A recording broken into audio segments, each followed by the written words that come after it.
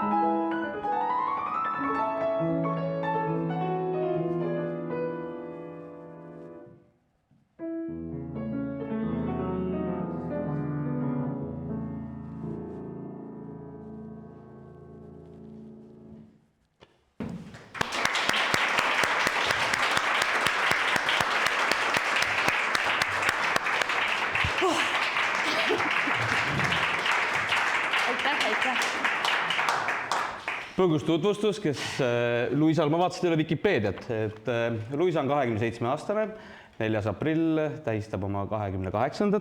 sünnipäeva, lõpetanud keskhariduse, oled sa omandanud siis Tallinna muusikakoolis? Keskeri, klaveri erialal. Ja 2023 lõpetasid Viljandi Kultuuriakadeemia näitlejana. Midagi olulist ei ütlemata? No seal vahel sai käidud muusikaakadeemias ka klaveri erialal, mida ma ei lõpetanud. Ja siis ma käisin veel Hiiumaa ametikoolis. Ärge pahased Saaremaa rahvas, aga käisin jah Hiiumaal ametikoolis ja õppisin Väikesadama spetsialistiks. Aga ei jõudnud lõpetada, tuli nii palju muid asju vahele, et... Elu pikk veel ees? Elu pikk veel ees, küll jõuab. Me lava taga, Luisa ütles, et ta on päris närvis ja ta oli närvis just selle esimese loo pärast, et mis pala see oli siis, mis sa meil ette kandsid? See oli Edward Griegi Liblikas ja miks ma närvis olin lihtsalt sellepärast, et ma arvan, et ma ei ole klassikalist muusikapala niimoodi publikule mänginud äkki juba vast äkki 7 aastat. Ja siis see oli natukene hirmus minu jaoks, sellepärast, et kui ka inimesed ju mõnes mõttes eeldavad, et kui sa oled 15 aastat klaverit õppinud, siis võiks ju kõik tulla ilusasti ja hästi välja, aga kuna 7 aastat sai tehtud muid asju ja iga päev lihtsalt seda näputrenni nii-öelda ei teinud, siis mul oli natukene hirm küll, et kuidas see kõik täna välja tuleb. No ma ei saa nüüd kõigi eest rääkida, minul on asjatundmatu kõrv, et tuli hästi välja minu arust.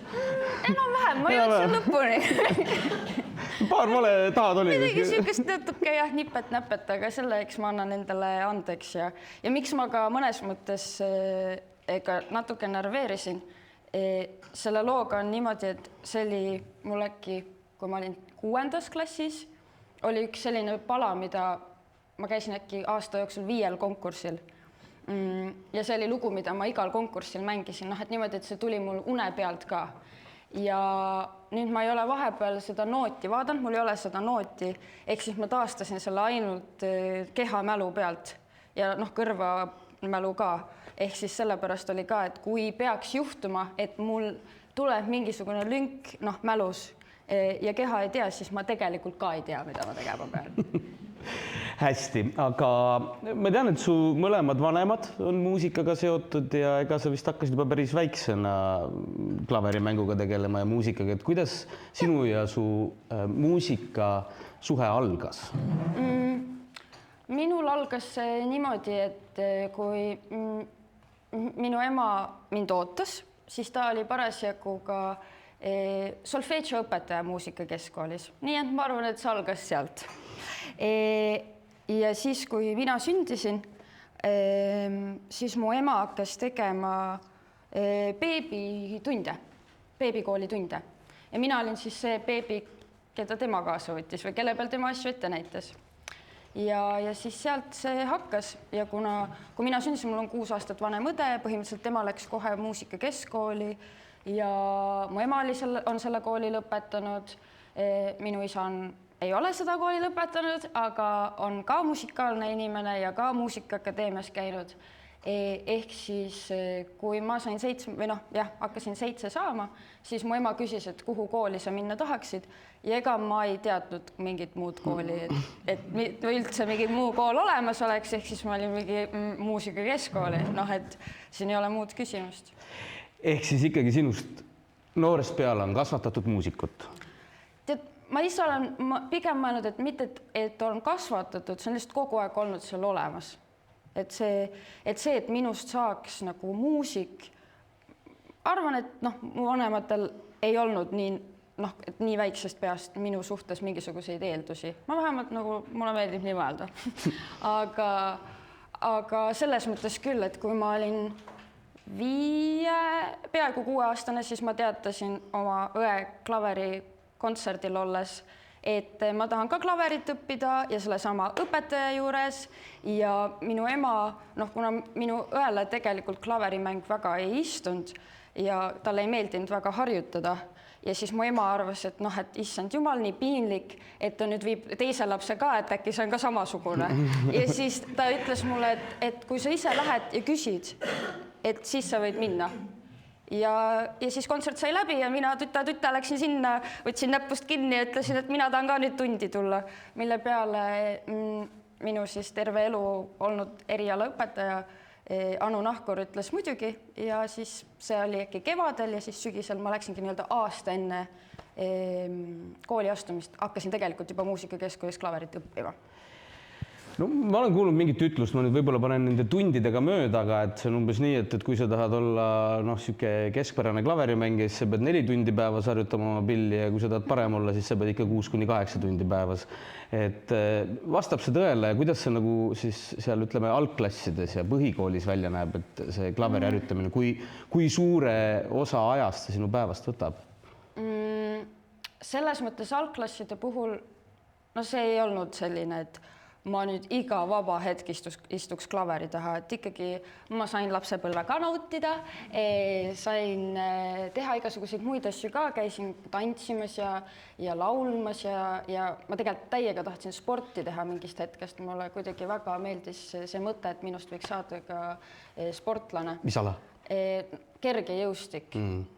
Sest mul kehalises kasvatuses kuidagi ma olin suht kiire jooksja, suht vastupidav, hüppasin ka kaugele ja siis ma olin, et see tundus nagu äge, aga kui me hakkasime uurima siis neid võimalusi, et mis need on, siis selgus, et see on 3 kuni 5 korda nädalas trenni ja see ei oleks enam mahtunud sellesse klaverimängu teele.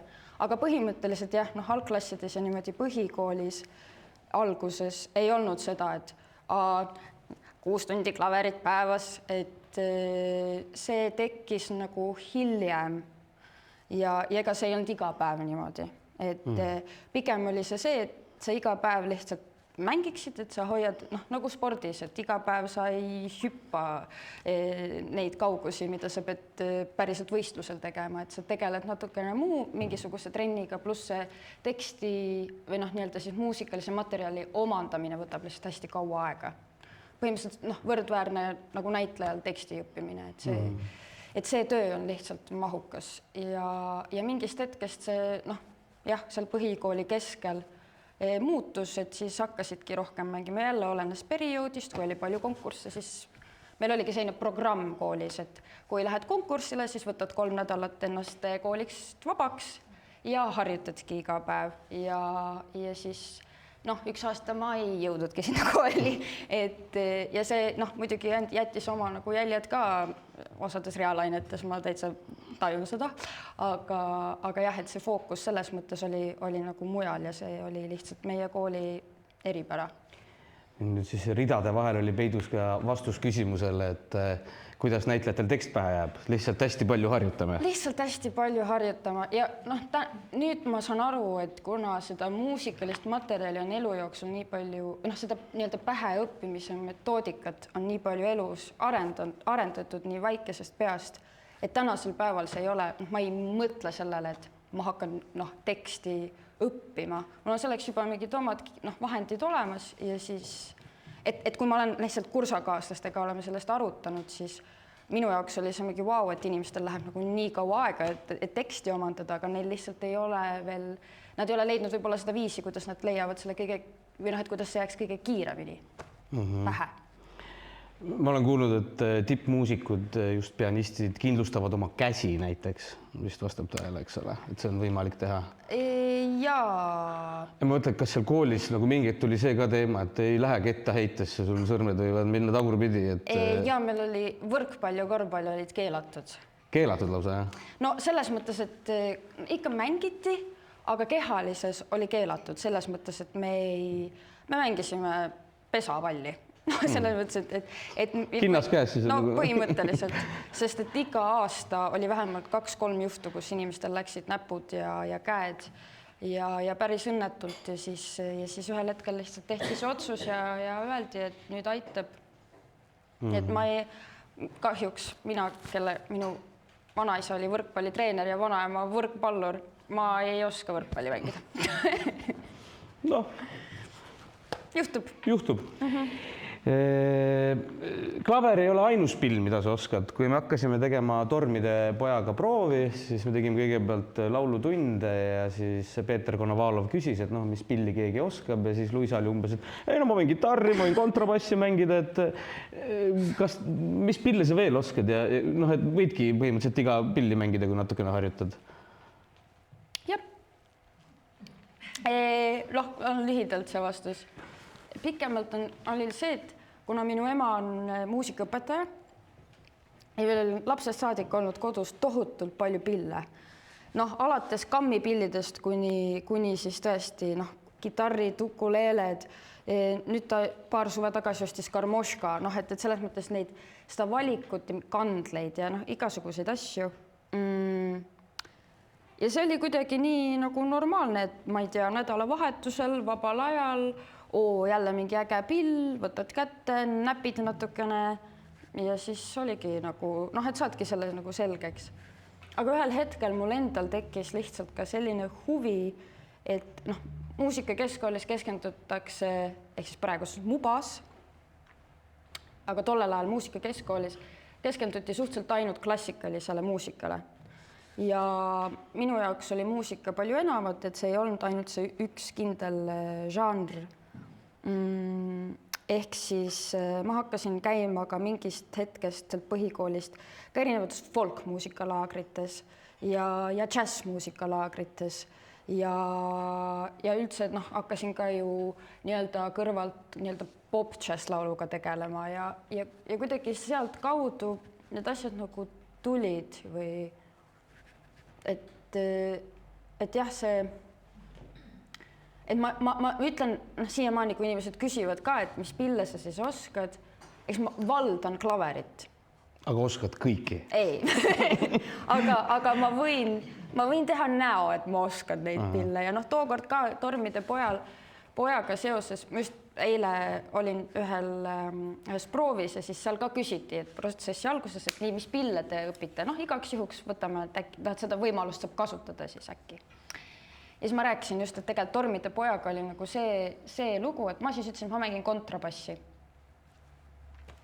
Ma ei tea, miks, aga pigem nagu selle pealt ka, et ma olen basskitarri mänginud küll mingites laagrites ja see loogika minu jaoks suht selge, aga kontrabassi ma ei olnud varem niimoodi käes hoidnud.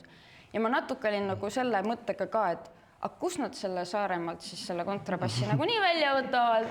Orissaares üks oli. Ja järgmine päev oli see Orissaare kontrabass veel siin nurgas ja Peeter ütles, et nüüd on niimoodi, et hakkan mängima ja juhtus see, mis ikka juhtub, kui klaverimängijad hakkavad keelpille näppima, näpud lähevad kohe esimese poole tunniga villi ja siis niimoodi sa üritadki seal mängida ja harjutada.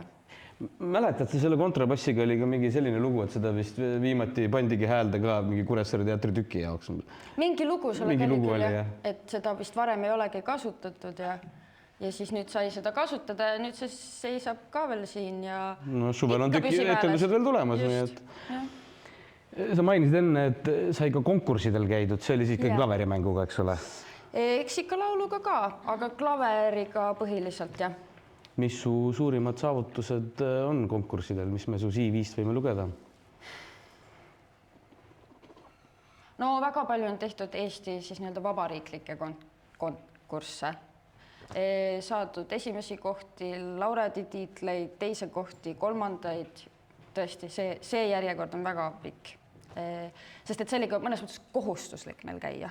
Et see käis nagu nii-öelda õppetöö juurde. Aga vist selline, mis on nii-öelda ainukene rahvusvaheline konkurss, kus ma olen käinud, toimus Klaipedas. Sellega on hea lugu ka. Et see toimus niimoodi, et 2 nädalat enne konkurssi mul oli klassiõde, kes mängis saksofoni, me olime 9. klassis. Ja selle saksofonisti, minu selle klassiõe erialaõpetaja Olavi Kasemaa, väga legendaarne saksofonipedagoog, tuli sellele mõttele, et ta saadaks siis selle Ingridi sinna saksofoni nii-öelda selle konkursile. Aga äge oleks hoopis see, kui keegi tema klassikaaslastest teda saadaks. Ja siis mul anti noot ette ja 2 nädala pärast oli konkurss. Ja saksofoni saatepartiid on kõige raskemad partiid üldse, mida sa võid kaameransamblis või saatepillina klaveri taustaks mängida. Ja see oli nagu jõhker. Vaat siis oli see, et see ei olnud nagu 6 või 8 tundi, see oligi 14 tundi päevas. Sa lihtsalt nagu õpid teksti, sest see oli raske ja see oli ka see, et sa ei lähe lihtsalt esinema, see oli konkurss, et sa pead ju näitama ennast nagu parimast vormist ja lisaks see, et ma mängisin üldse esimest korda kellegagi niimoodi kokku, et ma pean õppima veel teist inimest kuulama ja veel saksofonis, siis veel saksofonil on see, et tema mängib ühes helistikus, mina mängin teises helistikus, igatahes nii palju uut informatsiooni selle 2 nädala jooksul, see oli väga keeruline, aga me läksime sinna Klaipedasse, me elasime seal veel nädal aega, sest et meie konkurss oli esimesel päeval, aga lõpp nagu tulemused öeldi nädal aega hiljem ja meile öeldi esimesel päeval, et ei saa ära minna, sest et te mängite lõpp nii-öelda siis selles kontserdil, mis tähendas seda, et me saime aru, et me saime selle esimese koha ja siis me lihtsalt nii-öelda chillisime Klaipedas nädal aega väga mõnusalt ja siis mängisime seal lõppkontserdil, saime oma esimese koha ja tulime koju tagasi. No lihtrahvas võib-olla kõige rohkem puutub klassikalise muusikaga kokku läbi teleri, kui vaatab klassikatähtesid. Et kui sina nüüd klassikatähtesid vaatad, siis sa oled niimoodi, et see on see, kes 5. sai, kui mina võitsin või? Ei, ma pigem vaatan, et see on see, kellega me seal koolipeol ükskord neid pahandusi tegime ja sellega on see lugu ja sellega on see lugu, et selles mõttes jah, enamik, kes seal klassikatähtedes on olnud minu koolikaaslased ja klassikaaslased. Et meil oli ka super võimekas lend üleüldse, minu klassivend oli näiteks Hans-Christian Aavik, Jakob Pääske, kes käis ka Klassikatähtede saates fagotimängija, Astra-Irene Susi, kellega me oleme olnud saatusekaaslased selle koha pealt, et me mõlemad õppisime klaverit, tema õppis ka heliloomingut ja nüüd me oleme mõlemad näitlejad. Et jah, meil oli suhteliselt selline lend, kust jah, igale poole mindi kohe erinevatesse orkestritesse ja ka tehti kannapöördeid ka.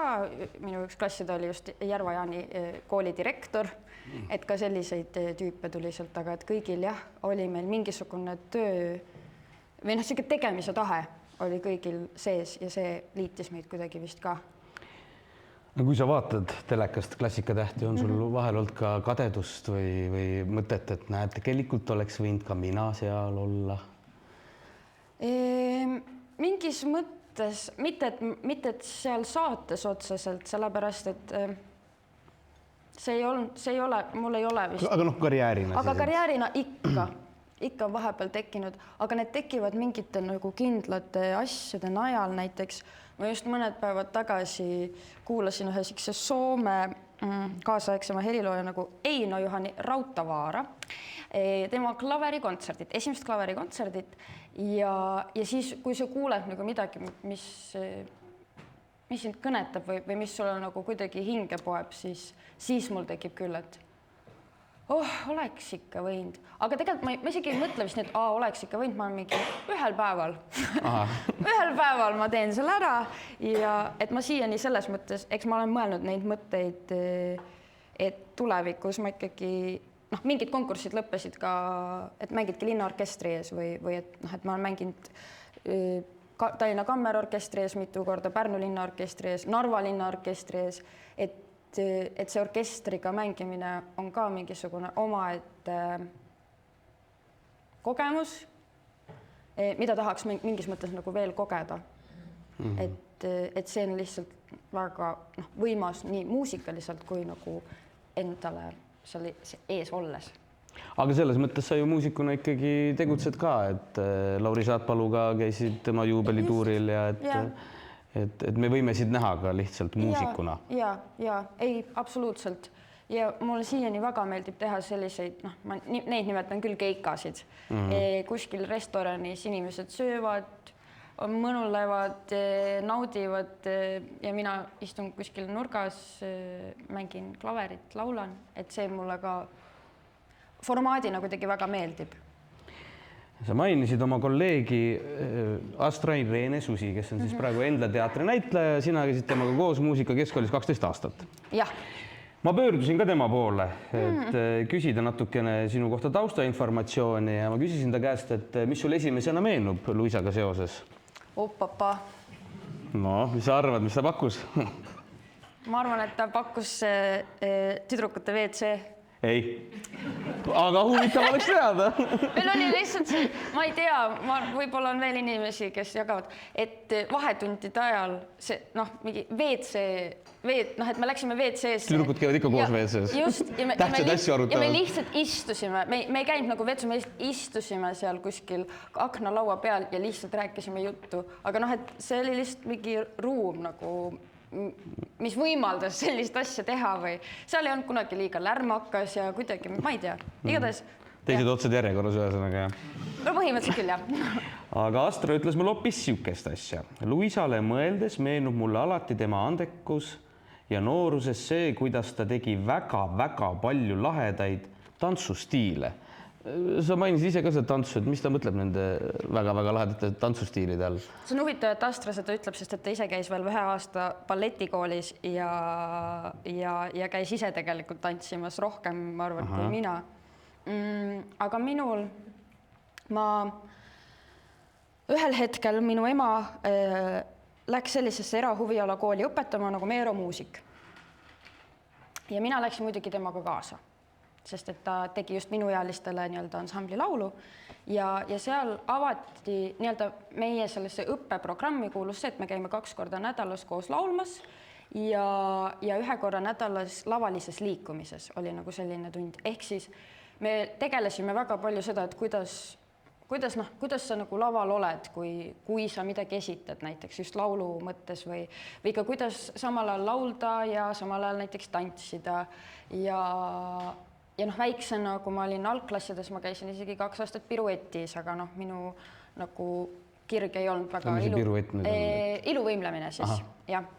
Ja iluvõimlemine ei olnud nagu minu jaoks see, aga seal lavalises liikumise tunnis, kuna meie õpetaja oli ka selline, kes valdas hästi palju erinevaid stiile, siis me tegime väga palju, et mõnikord me tegime ka lihtsalt mingit füüsilist trenni, mõnikord tegime pilatest, mõnikord tegime hip-hopi, mõnikord tegime mingit kaasaegset asja ja sealt nagu see huvi nagu jäi kehasse.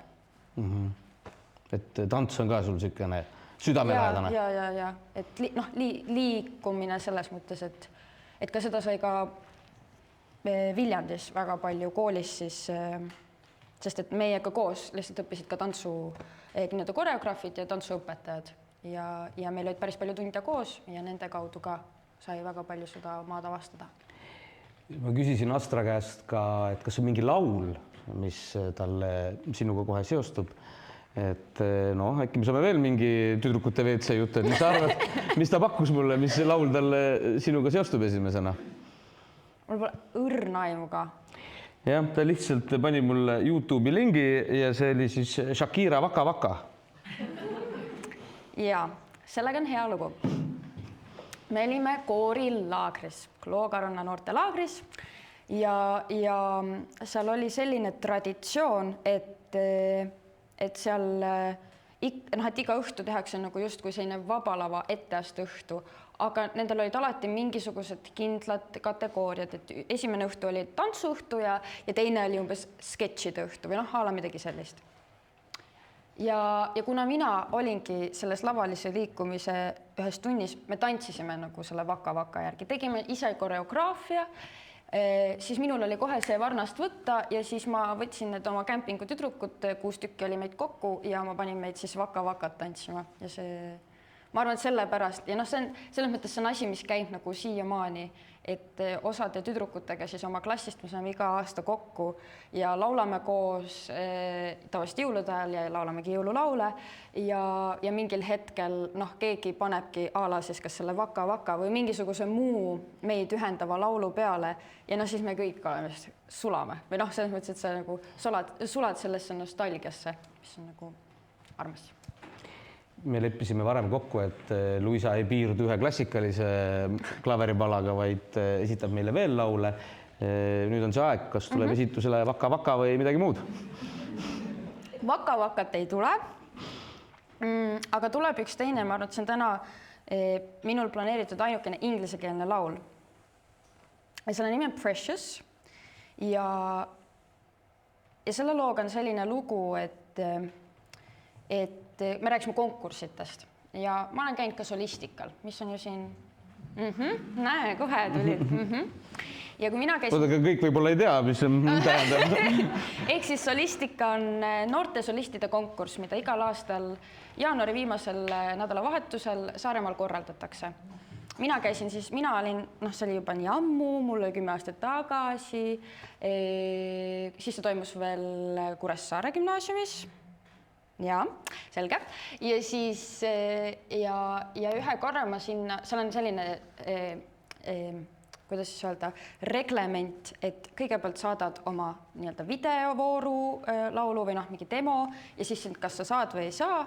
Ja mina ühel aastal kandideerisin, sest et varasemalt, kas ma ei saanud sellel osaleda nagu nii lõppvõistlusel ja sellel ühel korral, aga see oli väga tohutult karm konkurss selles mõttes. Et minuga seal koos olid Stefan Arapetjan ja kes on praegu ikkagi väga kõvad lauljad ja ma sain sinna, mis oli nagu juba minu jaoks nii suur pluss. Ja siis oli ka see, et mida seal siis esitada. Aga kuna seal bändis olid ikkagi tippmuusikud ja ma tahtsin seda võimalust ära kasutada, siis ma ei tahtnud laulda sellist võib-olla tavalist ballaadi, vaid ikkagi mingisugust natuke džässisugemetega pala, mis oli üliäge, sest et tollel hetkel saingi seal trummide peal oli Ahto Aabner, kellega ma olin tegelikult teinud juba aastaid koostööd ühes teises kollektiivis ja siis me mängisime kolmekesi Ahto Aabner trummidel, mina ja siis Peedu Kass kontrabassil, kellega me siis nüüd tegime ka Lauri Saatpalu juubelituuri. Ja siis ja sellepärast ma valisin selle loo ja mõtlesin, et ma siis laulan seda täna taaskord Saaremaa publikule. Me oleme väga rõõmsad selle üle. Jah, nii et ma hakkan kohe laulma.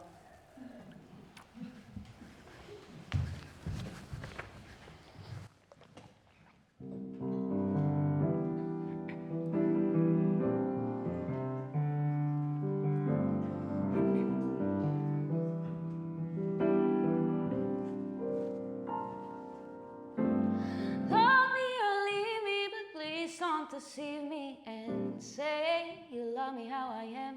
You love the way I fit some ideal, not the real woman who've yet to understand.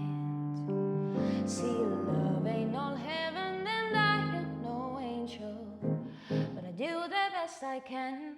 You always wanted something more for my body and said you needed something more for my loving, but all you got was me and that's all I can be. I'm sorry if it let you down. La la la la la la la la la. No, it's no nice excuse, but all the magic was you stopped on trying to uphold some kind of tame, flattering persona that soon enough was getting real old. It takes more than pressure to change a rock to diamond. Now all you have is sand slipping through your fingers. You always wanted something more for my body and said you needed something more for my loving, but all you got was me and that's all I can be. I'm sorry if it let you down, but I'm not gonna sit around and waste my precious Steven energy trying to explain and being ashamed of what you think is wrong with me. I'm not gonna sit around and waste my precious Steven energy trying to explain and being ashamed of what you think is wrong with me.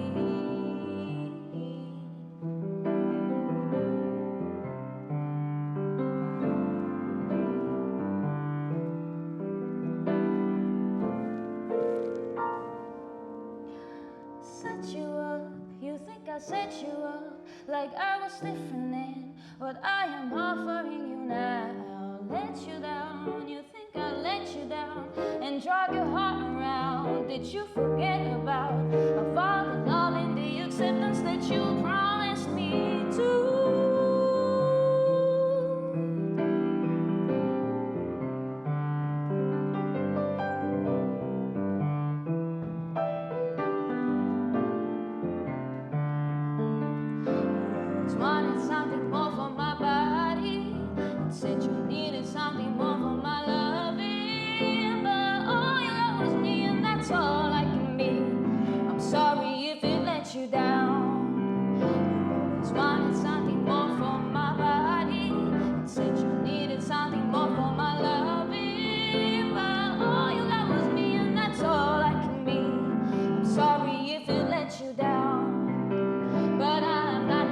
Around and waste my precious Steven energy trying to explain and being ashamed of what you think is wrong with me. I'm not gonna sit around and waste my precious Steven energy trying to explain and being ashamed of what you think is wrong with me.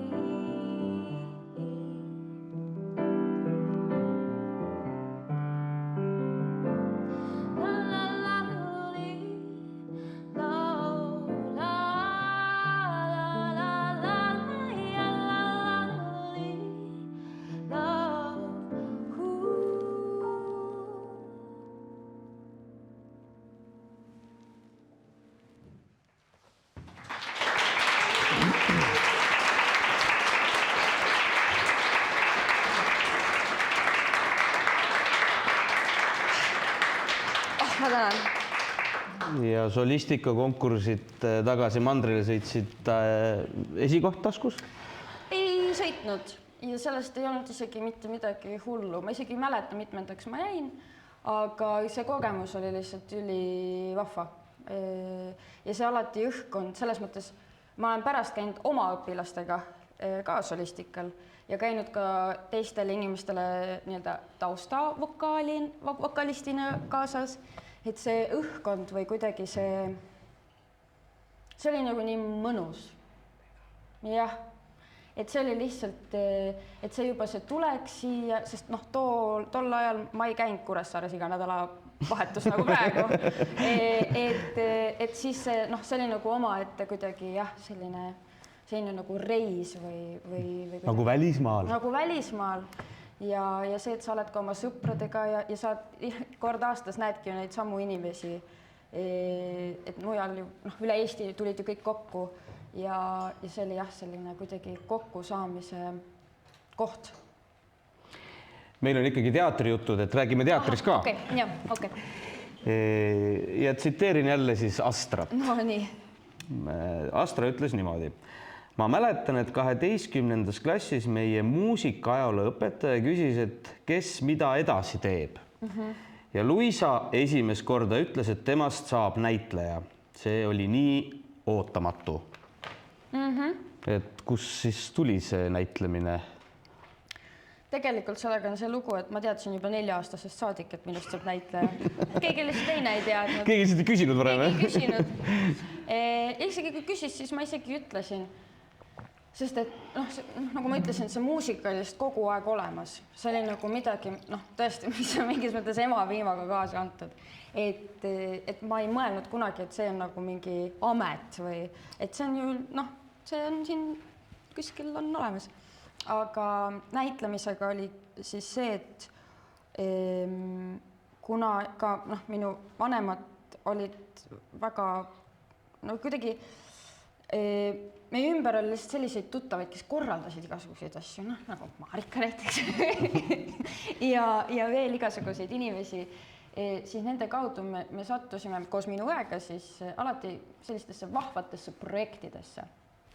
Ja esimene selline projekt, kus justkui näitlema pidi, oli, ma võin aastaga nüüd eksida, aga minu meelest see oli 2002.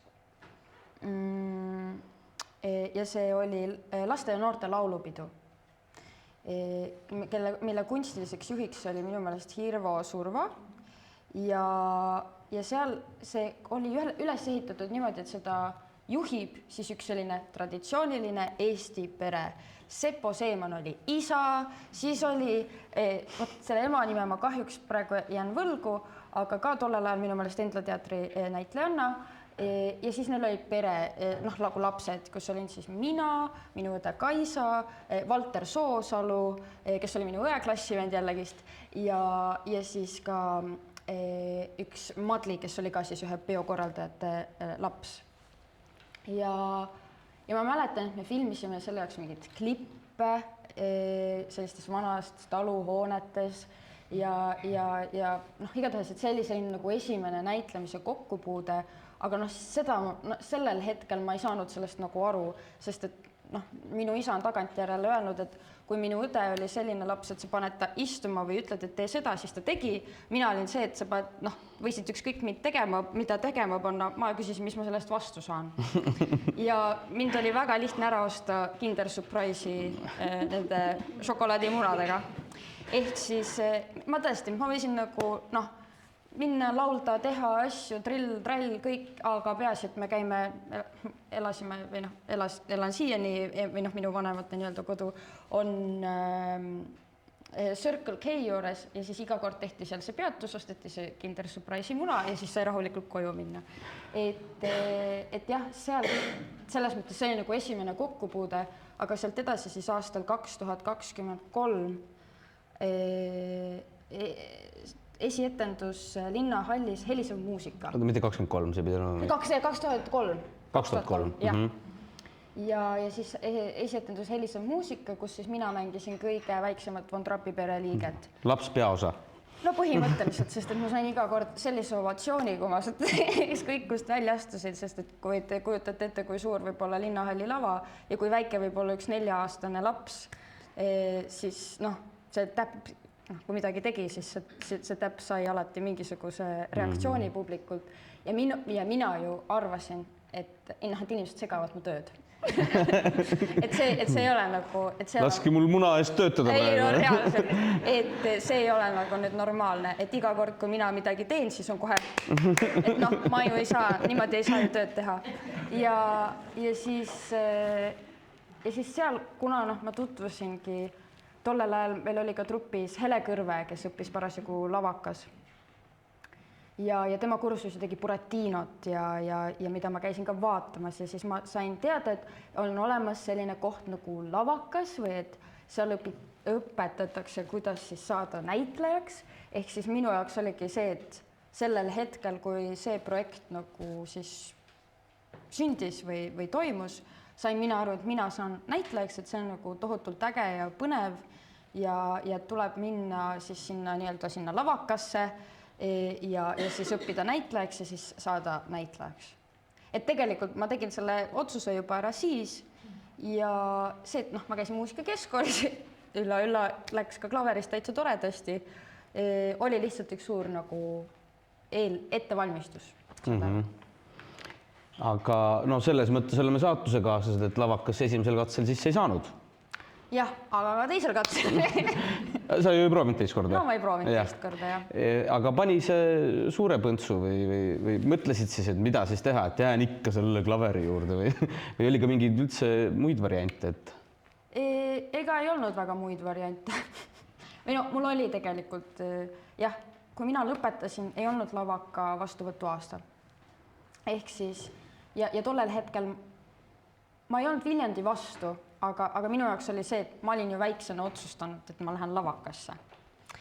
Ja siis mul oli aasta seda vaheaastat, mille ma sujuvalt täitsin ära ikkagi sellega, et ma läksin Muusikaakadeemiasse ja läksin ikkagi klaverinterpretatsiooni erialale ja see tundus minu jaoks loogiline ka, sest et tegelikult Muusikaakadeemia lavakas on ju üks institutsioon ja siis ma olin aasta seal Muusikaakadeemia hingekirjas ja siis proovisin lavakasse Lembit Petersoni kursusele.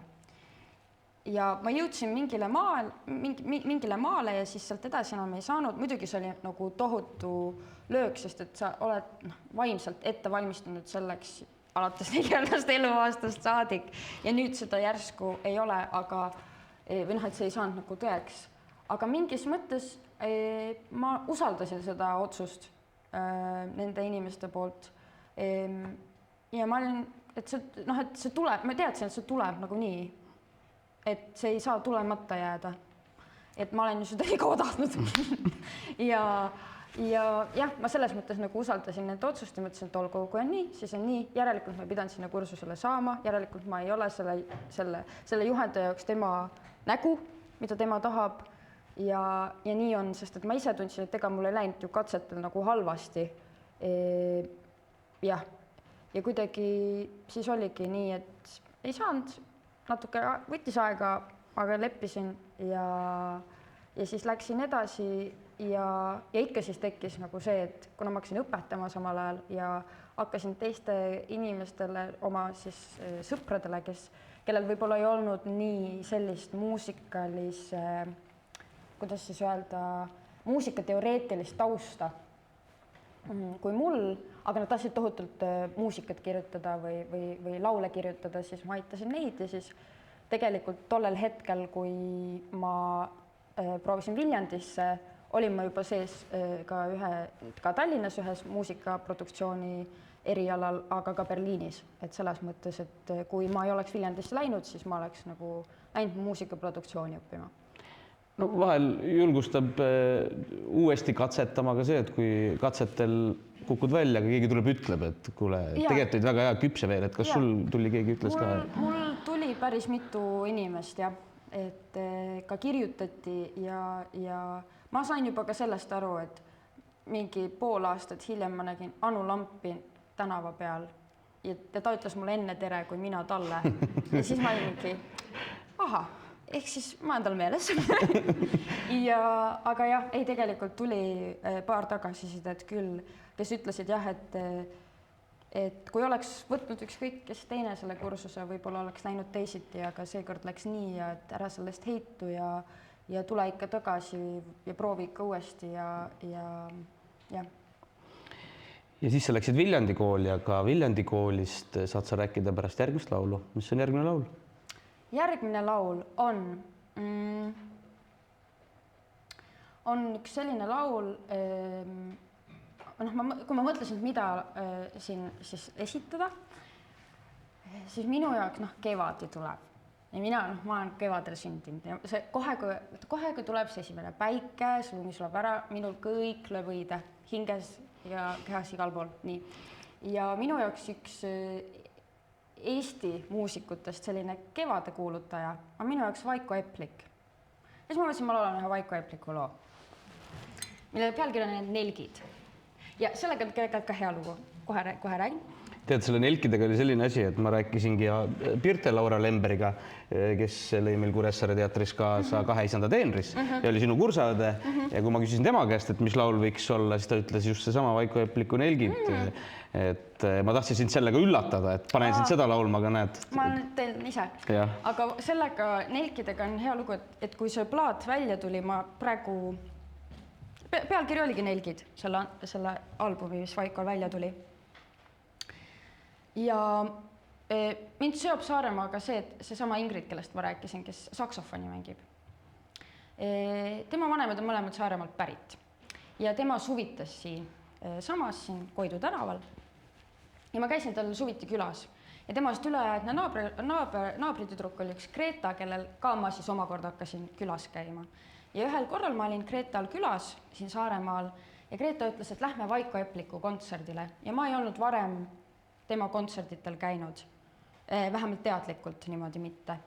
Ja seal ta põhimõtteliselt lauliski sealt sellest albumilt olevaid laule ja siis ma hakkasin Vaikot kuulama ja sellest hetkest sai ta minu kevade kuulutajaks.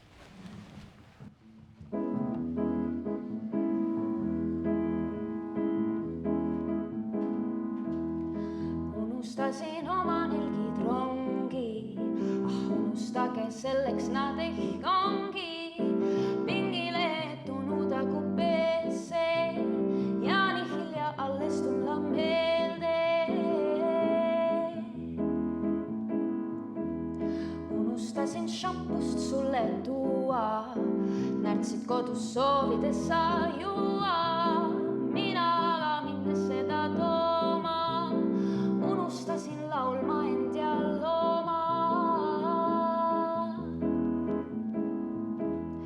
Teatrisse sind unustasin viia, nüüd on päris kindel enam siia. Oodatud ma pole sinu sängi, ümbritseb traetaid ja sa ei mängi enam minuga. Sest ma unustasin oma nelgid rongi, praegu mõtlen ehk nii parem ongi. Iga loelkord taipab saabuma peab päev meile armastusest aitab. Papa, papa, papa, la la la.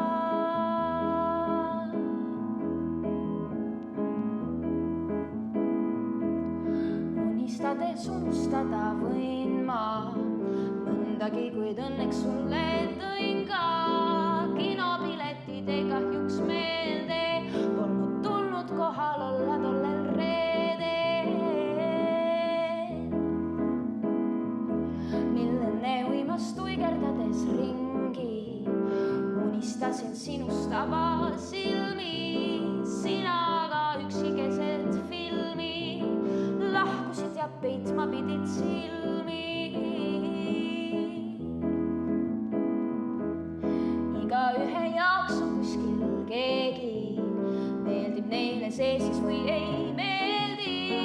Iga loelkord taipab saabuma peab päev, mille armastusest aitab. Papa, papa, papa, la la la.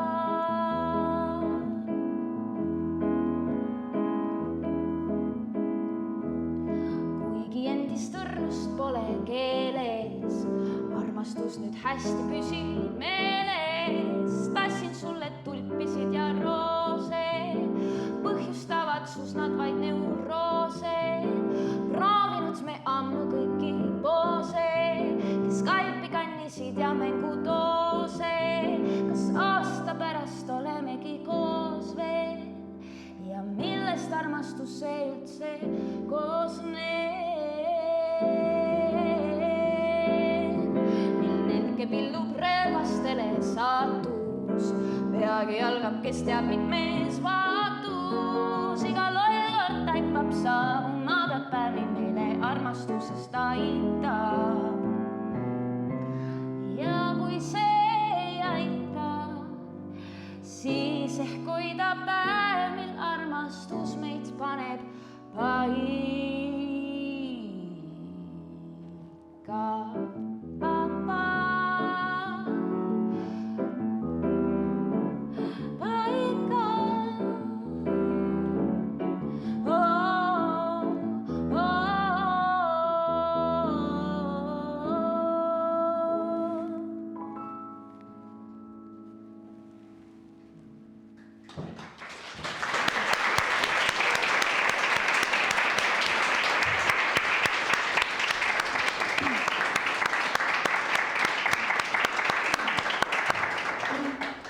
Ja läksid Viljandi kooli katsetele pingevabalt ja teadsid, et oled sees?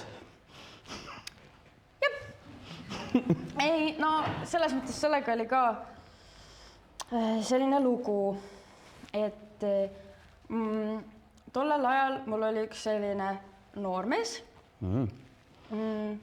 kes ka väga tahtis näitlejaks saada. Aga noh, tähendab, me olime sellises kohtingu, meil ei olnud nagu midagi tõsist, aga me suhtlesime, me käisime koos kinos ja kuulasime koos Vaiko Õpikut, kevad oli on ju muidugi ilus, Kalamaja, kõik oli väga ilus.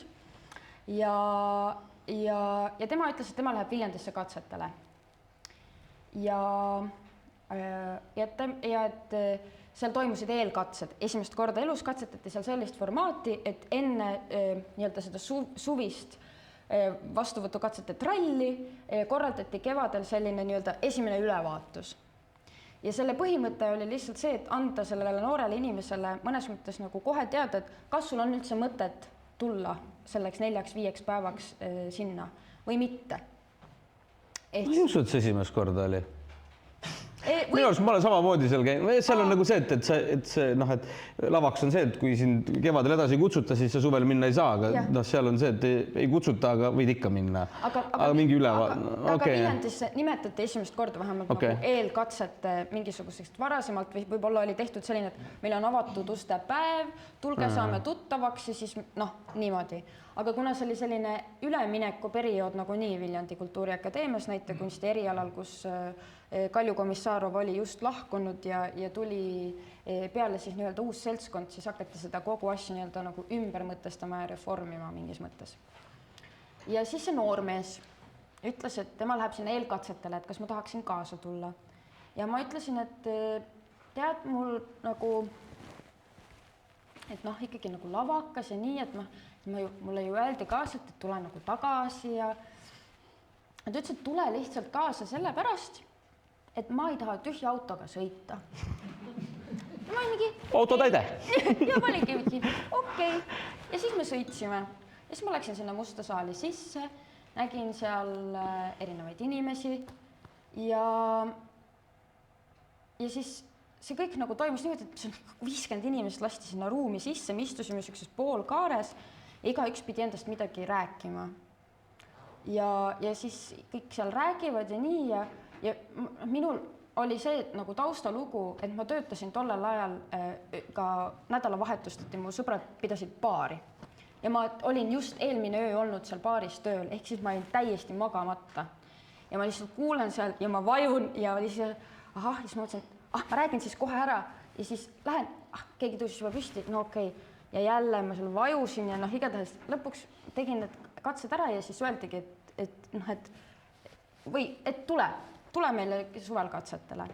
aga kuidagi see, ma ei tea, võib-olla see oli see magamatus, mis tegi selle, et siin on nii mõnus olla, mingi tunde, siis ma mõtlesin, et see oli kuidagi nagu, see oli jah teistmoodi, see õhkkond oli seal teistmoodi nagu lavakas tollel hetkel oli, kui nendest katsetest, mida ma mäletasin. Ja siis ma olin mingi, väga tore, aga et see, et mulle antakse ju roheline tuli, ei tähenda, et ma pean ju tulema. Ja ma mäletan, et ma pikalt nagu mõtlesin, kas minna või siis mitte, et sa pead ikkagi enne ennast ju registreerima. Ja siis aina lähemale see tähtaeg tuli, millal registreerida, siis ma mäletan, lihtsalt oli üks selline moment. Ma elasin üksinda Kalamajas sellises ühetoalises väikeses korteris ja ma käisin tööl, teenisin juba oma raha, kõik siuksed asjad. Ja ma mäletan, et ma vaatasin ühel päeval, ühel hommikul oma seal korteris, seal Kalamaja korteris peeglisse ja ma sain aru, et see täiskasvanu elu on veel täiega igav ja minust peab saama tudeng nii kiiresti kui võimalik. Ja siis ma esitasin oma selle avalduse ja läksin sinna katsetele. Ja ega seda tunnet tagantjärele ma sain aru, et tegelikult pärast esimest korda, kui ma sees käisin, ja seda on ka öeldud, et seal tekib see, et on mingid tüübid, kes sa tead lihtsalt, et ta tuleb esimest korda ja ta saab sisse, siis mingis mõttes tagantjärele ma sain aru, et ma olin üks nendest 5 umbes, kelle puhul oldi nagu kindlad algusest peale ja siis saingi. Ja. Sa mainisid, et kool tegi selle läbi uuenduskuuri ja kui ma nüüd ei eksi, siis ega te olete esimene kursus, kes on, ütleme siis rohkem suunatud nagu filmi näitlemisele. Põhimõtteliselt küll. Meie vanem kursus oli ka, tähendab, meil toimus seal üldse akadeemilises keeles õppekavade reform. Ehk siis pärast meie olime selline, meie ja minu vanem kursus olime see ülemineku faasis, et me õppisime justkui vana õppekava järgi ja vana mudeli järgi ja vana nime järgi, aga minust järgmine tegelikult ka lõppesid ära need kuulsad 7. lend ja 8. lend, nemad kukkusid esimeseks lennuks tagasi. Sellepärast, et enam meie õppisime teatrikunsti erialal, aga nüüd nemad, kes õpivad ja lõpetavad, on etenduskunstide eriala tudengid. Lisaks siis oma spetsialiteediga. Ja meil oligi niimoodi, et see vanem kursus õppis nagu ees, sest meie eriala õpetajateks eeskätt oli Katariina Unt, nagu sinul. Nagu minul. Ja sinna juurde ka Tambet Tuisk, kelle näitleja arsenalis on väga palju ette näidata seda kaamera tööd ja nii edasi. Mistõttu nad hakkasid ka natukene seda õppekava mudima sinna, et see oleks enam-vähem balanssis selle sama tööga, mis laval. Ehk siis esimest korda ma arvan, et Eesti teatripedagoogika ajaloos me tegime tunde niimoodi, et kaamera filmis samal ajal. Kogu aeg? Peaaegu.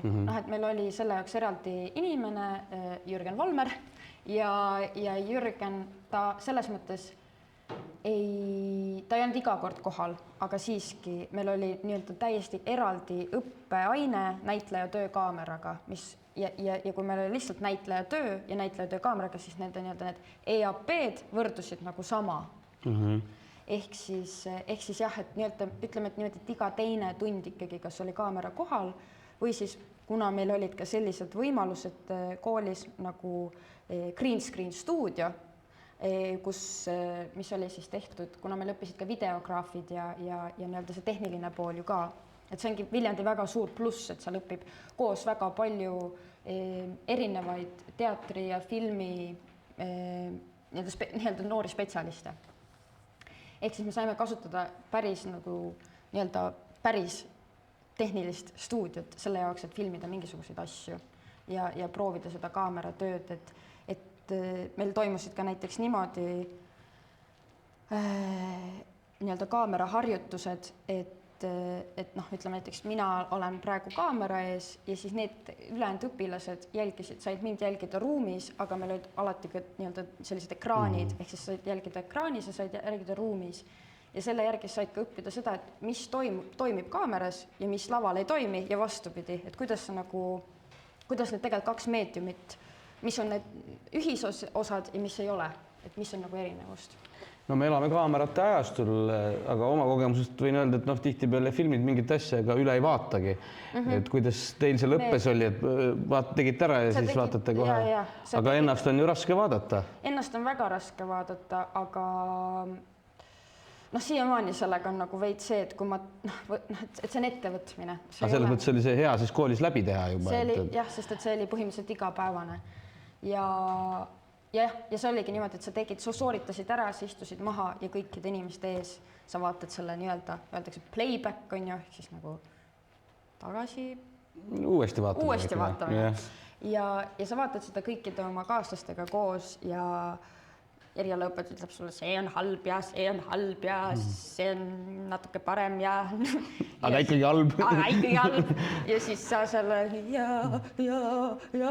kirjutad üles erialapäevikusse ja siis teed omad järeldused, aga lihtsalt seda, et sa saad ka teisi jälgida ja sa saad jälgida seda, mis töötab näiteks ka selle puhul, kui õpetaja muudab näiteks seda sisendit, et kuidas sinna kaamerate minna, missuguse tundega või mida proovida, mida mõelda, et see oli nagu lahe.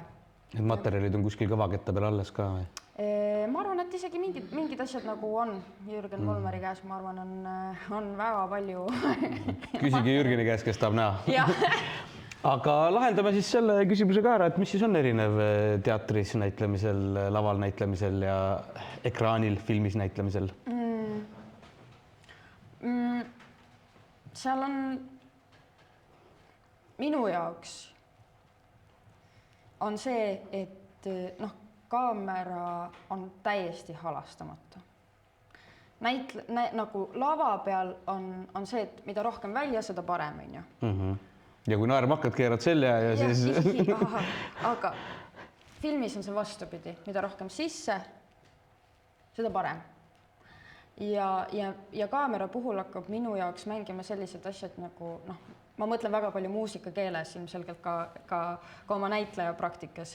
Hakkavad mängima mitte ainult pooltoonid, vaid ka veerandtoonid, imepisikesed asjad hakkavad mängima, mis on minu jaoks lihtsalt kuidagi palju elavamad, kuidagi, ja mitte, et laval seda ei oleks, laval lihtsalt töötavad täiesti teised asjad, aga lihtsalt see nüansirohkus, mida saab kaamera ees teha, mida üks inimene saab nagu läbi elada või kuidas, on lihtsalt minu jaoks nagu väga kütkestav ja näitlejana seda nagu teha ka, sest et see mõte on ikkagi täiesti teine.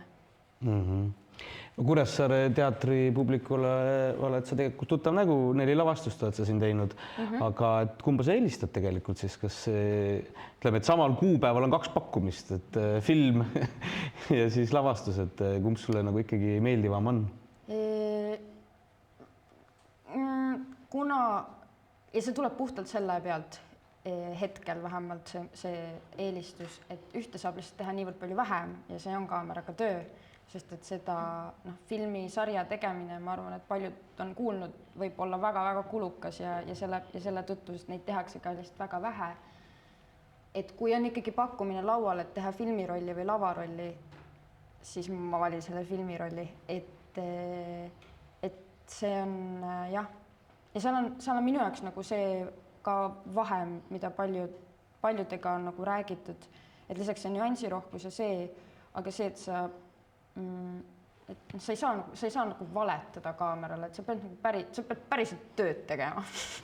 Et mõnikord on niimoodi, et sa lähed lavale natukene väsinuna või kuidagi mingisuguse asja pealt, aga kaameras on näiteks, mul olid just ühed sarjavõtted, mille nii-öelda minu platsile kutsumise aeg oli kell 6 hommikul, mis tähendas seda, et kell 7 ma pidin olema kaamera ees, mis tähendas minu jaoks täiesti sellist asja, et ma pidin tegelikult 4:30 ärkama.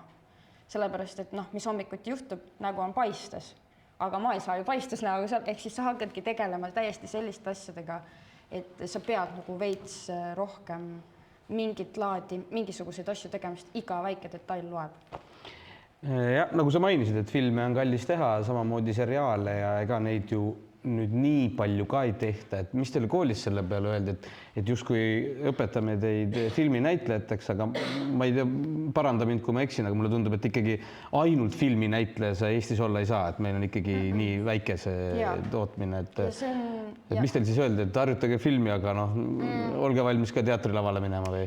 Eks meil selles mõttes oli 50-50 ja väga paljud tegelikult läksid ka rohkem sellise etenduskunstide teed, et kes peaaegu näitlemisega, kui puhtalt näitlemisega ei tegele üldse, teevad oma kaasaegse kunsti performance eid, asju, millest väga paljud inimesed aru ei saa ja ka isegi vahepeal ei saa aru, mida nad teevad, aga vähemalt nemad on õnnelikud ja nemad teavad, mida nemad teevad ja see on ju lõpuks põhiline.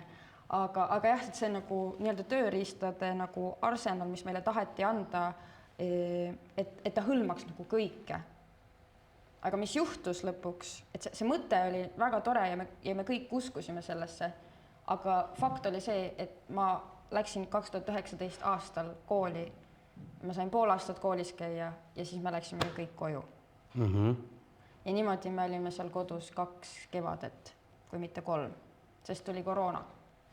Ja kuna meie ikkagi Viljandi Kultuuriakadeemia on Tartu Ülikooli institutsioon, siis Tartu Ülikool võttis väga selge seisukoha selle poolelt, et õpilased teevad Zoomis tööd ja neil selles mõttes nad ei osanud nagu ka ise välja pakkuda, aga nad ei suutnud ka teha seda erandit, et kuidas sa näitlejaks siis õpid läbi Zoomi. Ja meil kõigil oli see, ma hakkan nüüd nagu seal väikese kaamera ees siis mängima või et kuidas see nagu käib ja siis me mõtestasime need asjad ümber. Ja minu jaoks oligi, et esimene kevad, mis me kodus olime, tekitas siis sellise asja, et igaüks võttis endale individuaalse eriala ülesande. Ja minu jaoks oli see, et kuna mind huvitas kaamera ja teine asi oli nii-öelda ülesanne püstitus kui kompositsioon, kõlab väga, aga ütleme niimoodi, et kuidas, kui mulle antakse mingisugune ülesanne, et kuidas ma saan sellest teha mingisuguse pisikese teose. Mingisuguse terviku, kas mingi sketši või kuidagi niimoodi, aga ma tegin selle nagu kaamerale. Ja see oli minu siis nagu 2 kuud üle päeva, mulle erialaõpetaja saatis meili peale sisendi ja siis mul oli siis nii-öelda 2 päeva aega, kuni tuli järgmine ülesanne, et ma siis sain midagi välja mõelda, selle üles filmida ja siis lõpu tulemus oli see, et ma lihtsalt monteerisin selle kuidagi mingis mahus kokku ja siis see oli minu eriala ülesanne. Kas on midagi veel, mida sa välja tooksid, et mis jäi õppest puudu just koroona tõttu, et ega meil ju neid inimesi, kes koroona aeg koolis käisid, väga palju ei olnudki, lõppude lõpuks ei olnudki, ainult 2 aastat. Jah, ja meil oli ka kursus 2 korda koroonas, aga mina ei olnud, see oli väga huvitav, et mina ei ainuke, kellel miskipärast mind see koroona ei taha. Nii et ikka salaja kohtusite? Ei, meil oli niimoodi, et meil vahepeal tekkisid need momendid, et olgu nüüd Tartu Ülikool annab korraks rohelise tule ja tõesti oli hästi ebameeldivaid perioode, kus sa lähed esmaspäeval kooli ja teades, et sa saad nüüd 2 nädalat, sulle tehti erand, et sa saad koolis käia. Sa lähed esmaspäeval kooli ja esmaspäeva õhtul öeldakse, et ei, me paneme kogu maja karantiini alla, erisust ei tule, sa istud 1 päeva kodus, koogutad seal edasi-tagasi, kütad oma ahju, sest Viljandis on enamaks kõik ahjuküttega korterid, kütad oma ahju ja kolmapäeva hommikul mõtled, et ma lähen siis Tallinnasse vanemate juurde ja kolmapäeval hommikul tuleb teada, ei, te saate ikkagi täna kooli tulla ja niimoodi, ma arvan, et seda juhtus vähemalt umbes 7 või 8 korda selle 2 aasta jooksul. Ehk siis see oli natukene nagu tüütu, sest et see kogu aeg saad, ei saa, tekitas selle, et me ei saa planeerida mitte midagi ette. Mistõttu võib-olla me ei teinud sellises mahus diplomitöid, nagu tavaliselt on, et me tegime hulgaliselt vähem, sellepärast, et üks diplomitöö võttiski aega peaaegu 6-7 kuud, sest vahepeal sa istud kodus, vahepeal sa istud proovis, siis jälle vahepeal saad teha. Siis on keegi jälle koroonas. Siis on jälle kogu trupp on koroonas, mina olen ainuke süke, et tahaks proovida. Et see oli jah, selline nagu süke, selline natuke ebameeldiv aeg ja ma arvan, et selle taha jäi väga palju realiseerimata, mis tegelikult oli meie nagu siis õppekava spetsialistidel ja õpetajatel plaanis. kooli kohta viimane küsimus. Nagu ma ütlesin, ma suhtlesin su kursa ja Pirte Laura Lemberiga ka. Väga huvitav asja, ma ütlen, see on tänase õhtu kõige veidram küsimus. Nii. Et füüsilistes tundides tihtipeale kursakaaslased tahtsid just sinuga paaris olla, sest need füüsilised tunnid tihtipeale on ka siuksed, kus korralikult higistatakse ja möllatakse, aga Pirte ütles, et sinuga tahtsid kõik koos olla, sest sina pidid alati hästi lõhnama. Tuleb see sulle üllatusena praegu, et Pirte seda välja toob või? Ma mõtlesin, et see põhjus on nagu mujal. Ei. Aga väga tore. Ja selles mõttes mul tekkis sellest lõhnast rääkida. Kunagi, ma ei tea, kui on inimesi, kes on käinud Tallinna Kaubamajas lõhna selles maailmas. Mulle vahepeal meeldis niimoodi, et ma lähen pärast kooli sinna ja siis ma nuusutan neid lõhnu.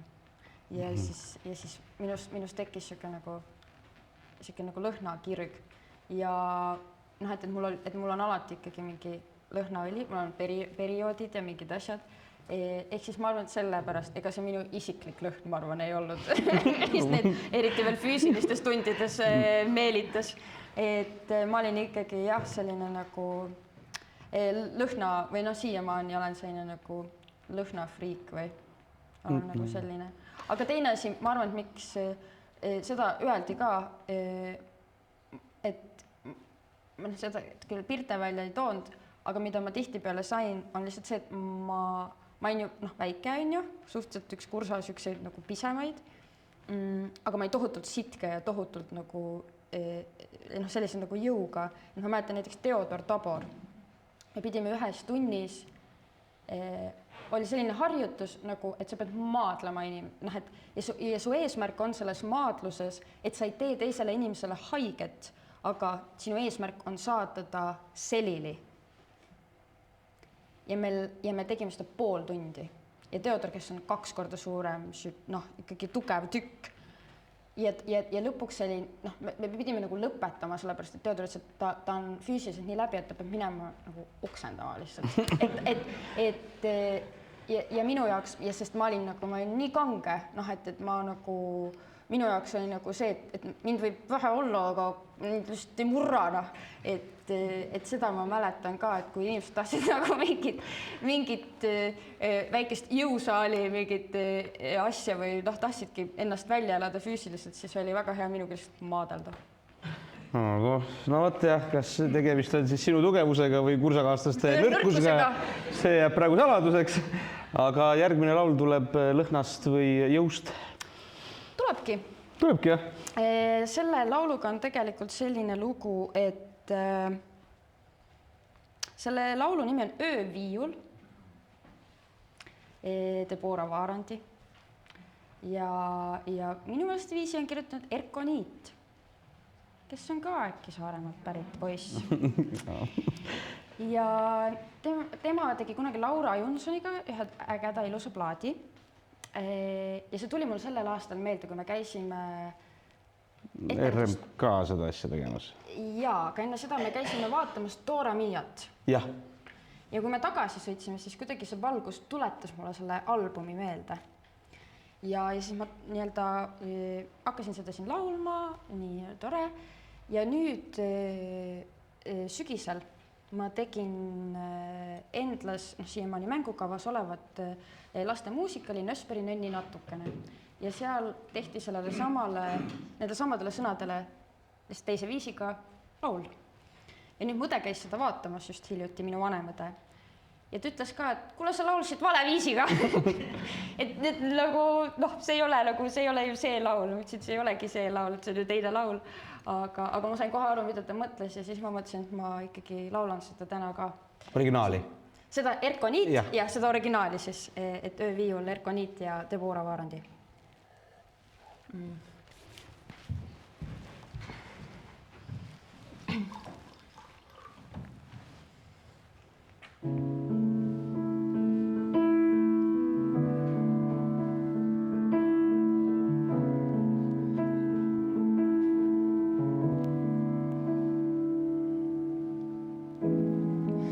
Ühel üürikesel viivul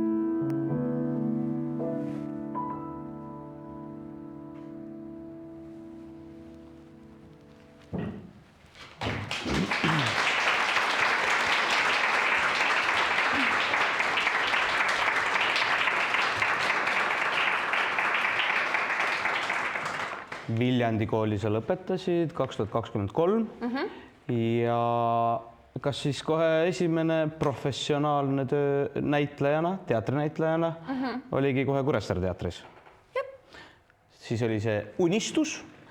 Vot nüüd on selline, minul seda kogemust ei ole. Mina tulin Kuressaare teatrisse, ma tulin koos kursakaaslastega, mida tihti ju tuleb ette teatris, et lähevad koos noored. Oluliselt julgem on minna, sul on kohe mõttekaaslasi ja inimesi, kellega sa oled juba koos kõvasti rüganud ja usaldad ja nii. Sina tulid siia, kedagi ei tundnud, eks ole. Saaremaal käisid viimati solistika kontserdil mõned aastad tagasi. Ees on suured linnateatri näitlejad, kes meil siin tihti Kuressaares kaasa loovad. All on Noormets, Andres Raag. Kuidas oli? Oli hirmus ka tulla? No natuke ikka oli. Õnneks me kohtusime enne, kui me Saaremaale tulime, me kohtusime Tallinnas ka 1-2 korda. See oli kohe julgem, jah? Ja mul oli kohe julgem. Aga selles mõttes oli hirmus küll. Selles mõttes, et kui ma ütlesin, et meil koroona tõttu jäi nagu see õpe nii, nagu ta jäi, siis nii-öelda sellist kuidagi seda klassikalist teatri vormi jäi meil suhteliselt väheks. Ehk siis mul puudus tegelikult, oli mingi kogemus ja mingisugused asjad teoreetiliselt all, aga kui sa ei ole neid asju praktiseerinud, siis sa ei tea üldse, kuidas need asjad päriselt käivad. Ja siis, et see on nagu autosõidugagi, et sa võid selle teooria selgeks õppida, aga kui sa autorooli taha, siis sul selle teooriaga pole mõnes mõttes nagu mitte midagi peale hakata, lihtsalt pean parasjagu lube ka, siis sellepärast. Teoreetiliselt ma võid sõita, aga... Teoreetiliselt ma võin sõita praktikas, et selles mõttes eks oli hirmus, aga õnneks Merilin Kirbits, kellega me koos suhteliselt palju Kuressaare vahelt tollel hetkel sõitsime, on ka Viljandi Kultuuriakadeemia lõpetanud ja tema kuidagi ka võttis kohe sellise sooja südamega vastu ja kuidagi aitas ja hoidis ja nii. Siis oli muidugi Allan, kellega me veetsime siin tohutult palju koos õhtuid. Mina elasin lihtsalt toas ainukesena, kus oli telekas niimoodi, et me õhtuti vaatasime ETV programmi alates Ringvaatest kuni siis...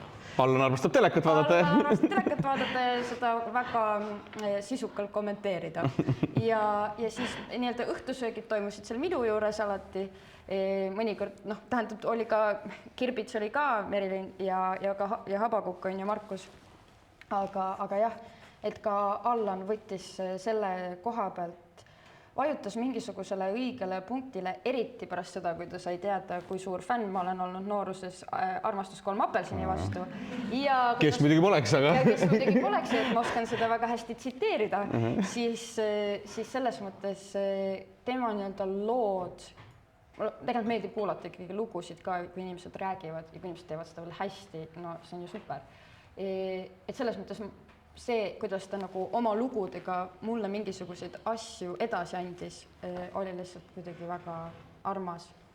Ja siis ju tegelikult, ja siis oli Markus, kes ju, kellel on sama erialaõpetaja, mis mul ja ma mäletan seda, et ühel hetkel suhteliselt juba esikaeelsel ajal me nagu väga palju ei suhelnud niimoodi nagu, me suhtlesime ikka, aga võib-olla mitte nii isiklikul tasandil.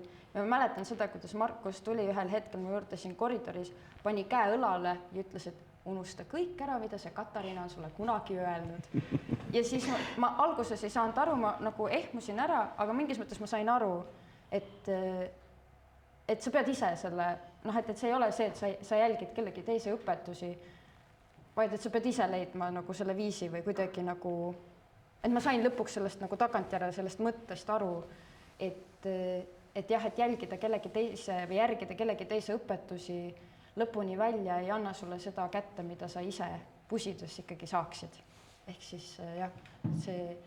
Ja muidugi, ja Andres, olen tema lapsega koos laulnud, et meil olid mingisugused isiklikud suhted, nagu ikka Eestis tekib, sa lähed peole ja siin on kõik on tegelikult sugulased koos. Et see kuidagi oli kõik nii, et see oli nagu soe rääkimata maja enda inimestest. Et sellest me võikski kiitsma jääda. Et tõesti, et kuidagi see läks väga, et hirmus oli küll, aga see on selline hirmus, et ma ei julgeks midagi teha. Pigem lihtsalt ma olin nagu tagasihoidlikum, ma arvan. Kui praegu? Kui praegu, jah.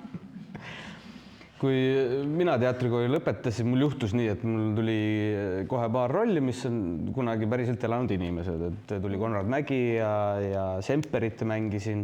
Nii, sina tulid siia Kuressaarde, eks ole, siis sul Tiit Palu lavastab tükki Eesti, no ta ise nimetab ennast teatrivaatlejaks, aga noh, ikkagi, kes väga palju kirjutab teatris, Pillerin Purje, sa mängid laval Pillerin Purje ema, Pillerin Purje ise on tihti saalis, vaatab, kogu aeg saalis vaatab, et no mis tunne oli või mis tundeid see tekitas sinus? Minu jaoks oli see, et ma ju ei hakka selleks inimeseks. Selles mõttes, et ma praegu ka teen ju tükki, kus on justkui päris inimene, tähendab, et minu nii-öelda lavapartner mängib inimest, kes ka praegu elab, kehastab justkui teda, aga tegelikult ta ei ole ju see, et ta saab mängida mingit teatriversiooni temast. Ja selle puhul mul oli kohe nagu seesama sisend, mis ma ise võtsin, et ma võin uurida tema elu kohta ja kuidagi, aga et ma ei hakka süübima sinna, missugune tema oli või mismoodi ta naeratas või mismoodi ta tegi, sellepärast, et see, et siis, pange AI seda tegema, et mingis mõttes, et see siis kaob nagu minu endast mingisugune see päris asi, et ma pigem otsin nagu enda kaudu neid asju, et kust minul, ja kuna ma ju ise olin samasuguses situatsioonis nagu see nii-öelda see Ester siis, et ta tuleb esimest korda teatrisse ja tema ees on sellised tüübid ja mis siis kõik juhtuma hakkab, et ma panin väga palju ikkagi selle sama olukorra pealt, et seal ei olnud nagu mingit tehetki muud. Aga Pillerin vahepeal ei tulnud ütlema, et minu ema kunagi ei teinud niimoodi. Kuna ma olin piisavalt tagasihoidlik, siis ma ei teinud ühtegi üleliigutust. Või kuidagi jah, juhtus nii, et ta ei öelnud nagu kuidagi niimoodi. Pärast mingeid etendusi, kui tema sugulased vist olid käinud vaatamas või sõbrannad, siis nemad ütlesid küll, aga pigem positiivseid asju, et see oli küll väga esterlik, aga ma ise jah ei mõelnud, et ma hakkan nagu jah kehastama kedagi, et ma võtsin selle info kõik sisse, aga ma ikkagi lasin selle nagu läbi enda settida või kuidagi sellest välja tulla, et jah. Ja Pillerinu enda käest tegid ka küsimas midagi, et mis ta tegi alati su ema, et anna mõni hea. Otseselt mitte, sellepärast, et see kuidagi, ega kõik me tegelikult ju mängisime inimesi, kes olid olemas. Ja sa mängid lõpuks ikkagi seda nagu olukorda ja seda lugu ja selle läbi veel ühe inimese vaatenurga, sest et ega ma arvan, et keskmine inimene või et see nii-öelda inimene, kes tuleb saali, ta ju ei teadnud võib-ollagi, kes see Ester üldse nagu on ja tema jaoks võib-olla ei mängi see asi üldse nagu rolli, vaid ta vaatab, et miks ta nii imelikult seal midagi teeb, siis mul püüad olla tema näoga või ma ei tea, et see jah, ei olnud minu jaoks nagu asi. Jah, Unistus 2023 tuli siis järgmisena Üksildane lääs 2024, 2025 Tormide poeg, 2026 nüüd Abruka sõda, et iga aasta üks tükk on praegune statistika näitab. Vahi. Milline kõige südamelähedasem on? Sa pead ütlema, nagu ema ütleb oma laste kohta, kõik on kallid. Kõik on kallid. Kõik on selles mõttes, et igal ühel on jälle mingi põhjus. Tähendab Unistus, esimene tükk, juba nagu mulle tegelikult ütles üks kursaade sellel ajal, kui ma seda tükki tegin, et kas sa saad aru, et sa oled juba ennast kirjutanud Eesti teatri ajalukku sellega, et sa kehastad Ester Purjet. Ja ma ei olnud selle peale kunagi mõelnud ja samal ajal, ja see on ka tõsi mingis mõttes, et kuskile raamatusse nagu nii see juba kirja läheb, tegelikult nagu need kõik meie rollid kuhugi arhiividesse ja see ju pannakse. Aga jah, et see on nagu selles mõttes, sellel on see südamelähedus. Üksildane lääs, lihtsalt materjal oli nii vinge mingis mõttes ja sain ju sinu ja Taneliga lõpuks mängida. ja Seda sa otsid pingsalt juba kooli algusest. jah, ma lugesin päevi, millal Katariina küsis, kellega tahaks koos lava jagada, no Tanel Ting, Jürgen Konsen. no peaaegu, sest ma ju, kui ma tulin siia, ma ju nägin teid ja see tundus kohe selline, et see tundub nagu loogiline, et ma teiega saan mängida. Ja millest ma olen ju, ma arvan, et ma olen seda sulle öelnud ka ja Markusele, Tanelile selles mõttes vähem, sest et me teiega lihtsalt sõidame neid 4-tunniseid otsi siin väga palju, saame väga palju elust rääkida sellel ajal. Aga pluss see, et kui me elame siin ja Tanel elab seal oma metsas, et siis sellepärast võib-olla meie oleme rohkem neid mõtteid vahetanud, et ühel hetkel, kui me läksime edasi Tormide poega ka, siis teie näol, et kui ei ole seda truppi, vabakutseline sa oled ju truppitu, mingis mõttes sul ei ole, et mul on kursakaaslased, mis on ka, ma saan aru, imekspandav, et meie puhul tekkis see, et me saime nagu esimesest kursusest viimaseni aina lähedasemaks me saime, et tavaliselt ma olen nagu näinud, et see juhtub nagu vastupidi või kuidagi, aga nüüd me oleme ka, just nägin eile oma kursatüdrukuid, kes on emaks saanud, kes ootab last, kõik on selline nagu, kõik hoiavad ja saadki jagada neid mõtteid ja tundeid ja see on seisus nagu turvalises ruumis, eks ju. Aga et mida ma olen nagu öelnud teile ka, et mul on nagu hea meel, et ma olen teinud teiega mitu tükki järjest, et teil on mingis mõttes ka sama eriala õpetaja, on ju. Ja et ma ei saa öelda, et ma olen truppitu, sest mul on ju Jürgen ja Markus. Et kuidagi jah, et see kuidagi tekkis. Ja siis tuligi Tormide poeg, mis lihtsalt muusikaliselt ja jällegi kamba poole pealt või see, kuidas me siin elasime ja see, kuidas me seda tegime siin suvel, lihtsalt oli juba nagu nii tore ja see oli kuidagi nii hea tuju tükk ja mul on siiamaani iga kord, mina olen ju see, kes ma ei tea, mis ma loodan, ma ei räägi midagi ette ära, kes ei ole näinud ja kes tuleb vaatama, aga mina istun algusest peale saalis ehk siis kui Reet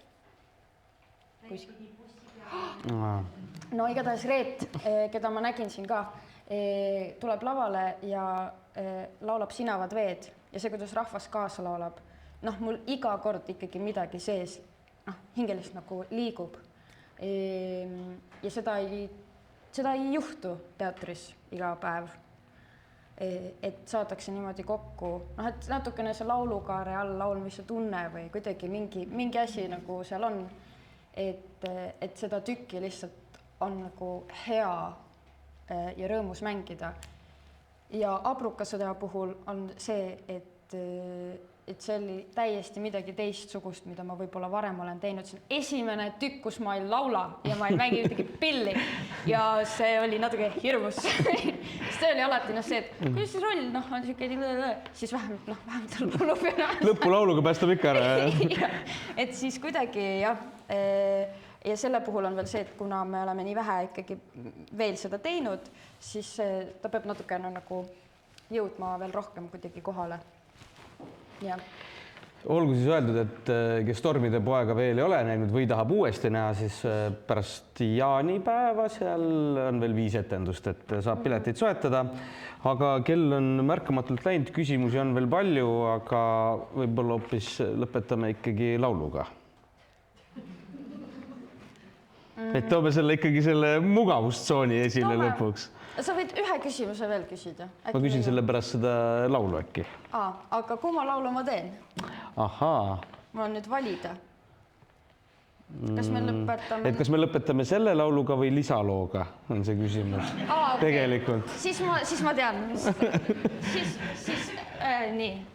Ma loodan, et see lugu on ka äkki enamusele tuttu. Ma isegi ei hakka ütlema, mis laulu see on.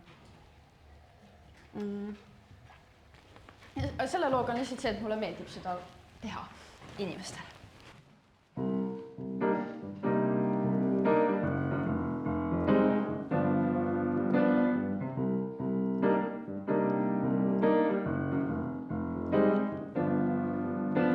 Kõikidel, kel hing on sees, on midagi ees ja nii mõnelgi on veel salasoovid, avalikud soovid. Kõikidel, kel hing on sees, on midagi käes ja nii mõnelgi on veel tugitoolid.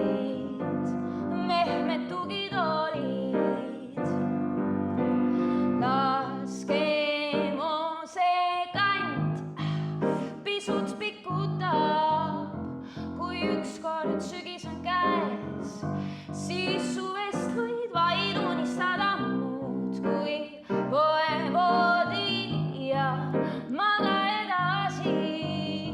Laule peidus mis veel, kuid väljas on laulmas liigis sügistuuled.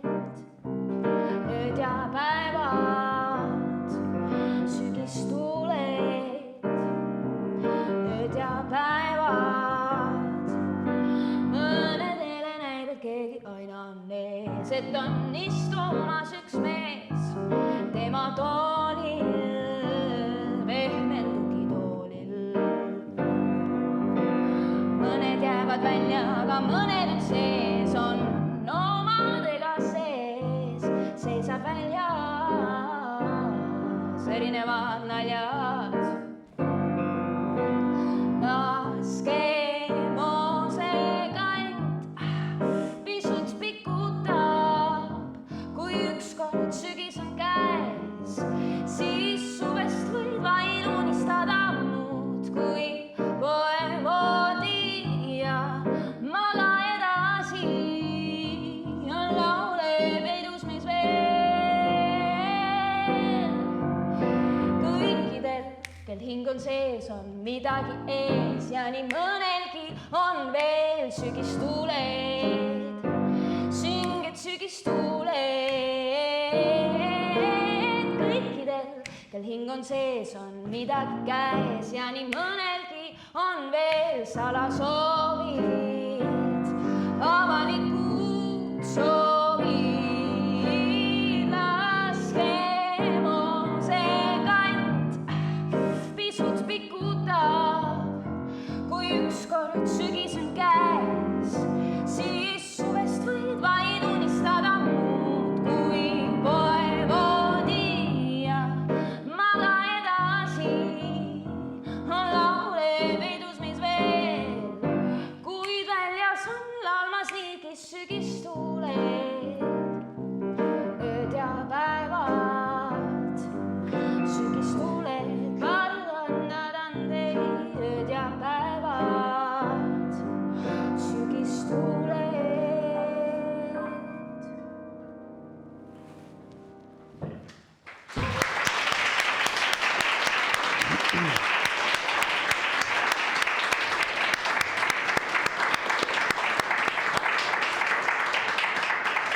Nüüd said minu sellesse raskesse positsiooni panna, siin kõigi ees rütmi hoida. Vastupidiselt sinule, mina jumala ees saaks selle laulu lõpuni, siis saab hakata näitlema. Isegi triangel on käes, siis jumala eest ma valel hetkel ei löö seda. Nii, tormide poeg siis suvel veel Abruka sõjas näeme sind. Kus me sind tulevikus veel näha võime? Kuressaare teatris me praegu veel ei tea, et kas kindlasti millalgi veel, aga sul on muid huvitavaid projekte, et võid korra veel rääkida, et kus siis? Mul on tõesti väga palju huvitavaid projekte. Hetkel olengi tegelikult proovides sellise tükiga nagu Kuum suvi 93. aastal. Ja see tükk tuleb välja siis Vaba laval ja Narvas. Esietendus on Narvas, aga tegelikult me mängime väga palju ka Tallinnas ja loodetavasti tuleme ka siia. Ja see räägib Narva referendumist 93. aastal. Ja selle ka jällegi on kirjutanud ja lavastab Tiit Palu, kellega mul on juba 2 koostööd juba kahasse pandud. Ja on hirmuäratavalt suur au jagada lava Hendrik Toompere seenioriga. Et see jah, oli nagu alguses, kui Tiit mulle helistas ja ütles, et ta hakkab sellist asja tegema, siis ma teadsin, et mul tuleb kevad suhteliselt tihe ja ma ütlesin, et ma ei tea, kuidas ma nagu jõuan. Aga saadad mulle materjalist, ütles, et tal materjali veel ei ole, aga partneriks tuleks Hendrik. Ja siis ma mingi, no siis ei ole küsimustki. Lihtsalt sellepärast, et see on siia, et esiteks 2 inimese tükki teha ja ka inimesega, kellel on nagu meeletu kogemuse pagas ja et see tõesti on ka mingis mõttes nagu eraldi workshop, kus ma praegu mõnes mõttes nende 2-ga proovides olen. küsin Tiit Palu kirjutatud sõnadega Tormide pojas. Sinu tegelane publikust karjub, et kas laulu ka saab, et tuleb seal laulu või muusikat ka sinu esituses? Kuna Astra Irene teeb muusikat, siis ta teab, mis minu arsenalis on ja on mõtteid selles suunas. Aga eks me vaatame. Mina olen öelnud, et mina ju võin teha kõike. Aga vaatame, kuidas see tervikusse selles mõttes sobib, et jah, kuna seal on väga palju teksti, siis võib-olla on seal vahele vaja, et korraks õhku puhastada, endal on vaja võib-olla laulda, võib-olla ei ole, eks me näe. Aga musitseerimas me kuuleme sind Raimis. Ja suvelavastus Raim, Raimond Valgrest tuleb suvel Pärnus, suur projekt tuleb. Ootan ise ka põnevusega. Sest liitun trupiga ju hiljem, olen samal ajal siin teen Tormide poega ja mina kehastan seal siis Niinat, kelle kaudu üldse arvatavasti, tähendab mitte arvatavasti, vaid ongi, või tema kaudu me teamegi kõige rohkem Raimondist üldse, sest et mul on suur au omada koopiaid nii-öelda kirjadest, mida siis Niina ja Raimond omavahel saatsid. Ja Raimond on saatnud talle 18 leheküljelise nii-öelda enda eluloo tutvustuse koos piltidega, mis ta ise joonistas juurde. Ehk siis jah, kuna nende kirjavahetuses vahel või neid kirju oli ikkagi mitusada, siis läbi nende kirjade on saadud üldse ka kokku panna nii-öelda Raimondi elulugu.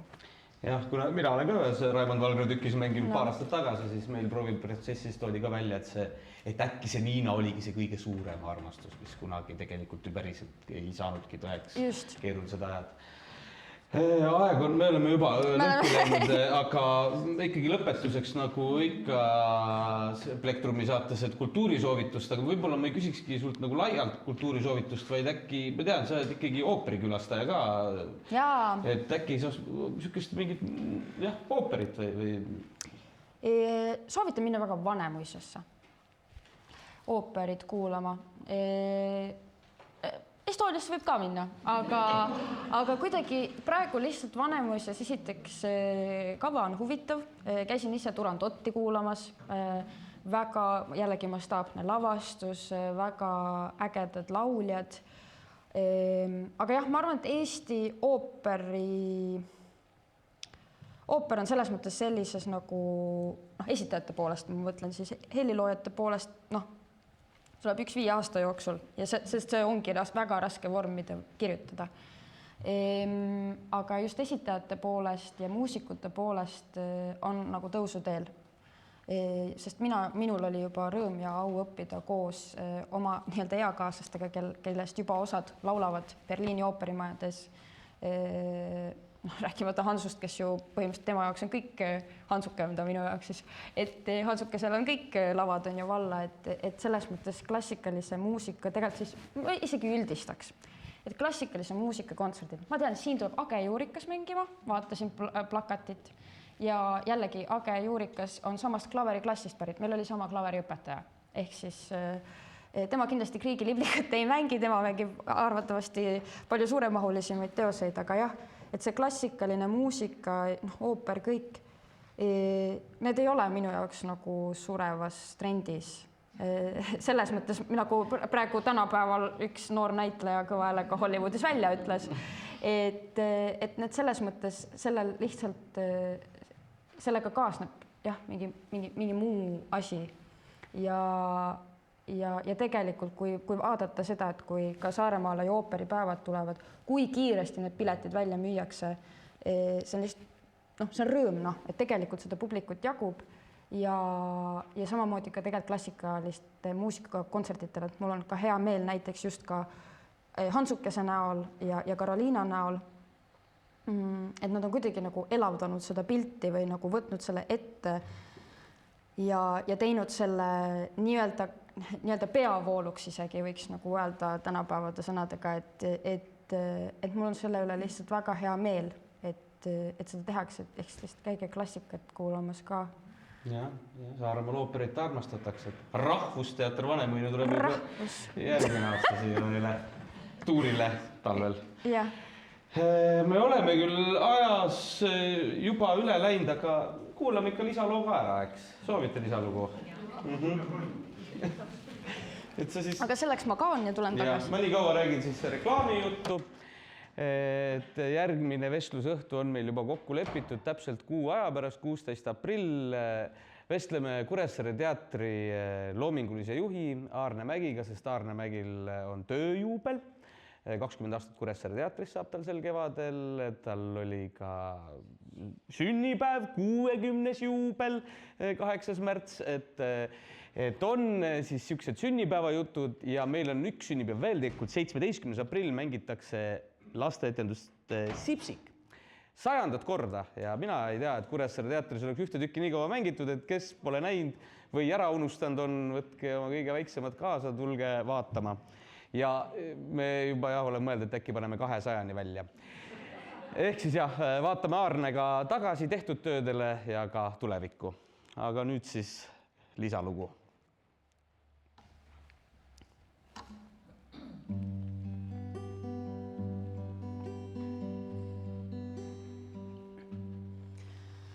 Roogne katus, roheline sammal, minu kodu magab rannamäel. Õnn, mis oli möödunud ammu, ütle saatus, kas veel teda näen. Õnn, sest igatsusest heliseb mu viski. Õnn, ma ootan sind, sul annan käe.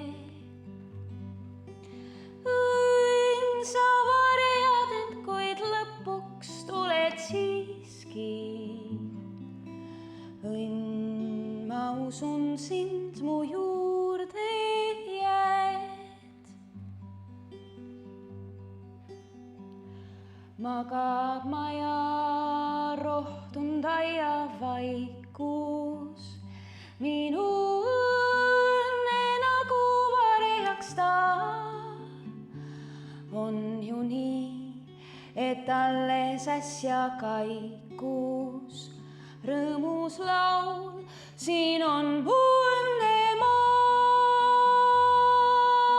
Õnn, sest igatsusest heliseb mu viski.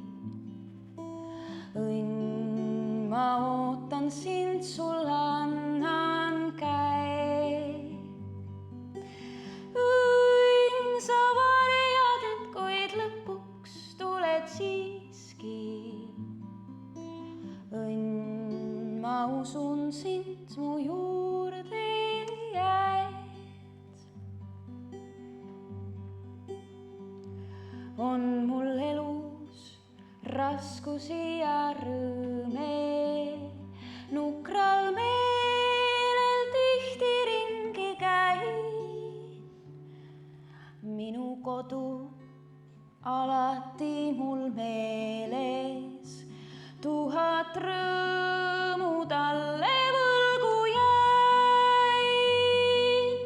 Õnn, sest igatsusest heliseb mu viski. Õnn, ma ootan sind, sul annan käe. Õnn, sa varjad end, kuid lõpuks tuled siiski. Õnn, ma usun sind, mu juurde jääd.